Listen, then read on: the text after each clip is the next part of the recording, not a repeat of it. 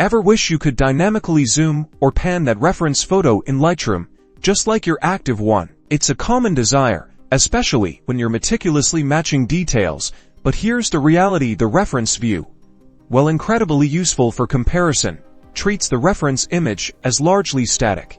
You can't directly zoom in or out on the reference photo with your mouse or trackpad the way you can on your active image in this specific mode. So, if you need a closer look at your reference, what are your options?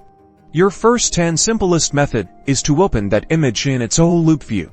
Then, arrange your workspace to have both your active edit and your reference image now in its own dynamic Loupe view, visible simultaneously. This lets you zoom and pan your reference to your heart's content. Alternatively, for side-by-side interactive comparison where both images are equally responsive, the Compare module is your best friend. Simply select your two photos, press the C key, or click the Compare module icon, and you'll find both images are fully interactive for zooming and panning. Understanding these distinctions helps you effectively leverage Lightroom's various comparison tools for precise and efficient editing.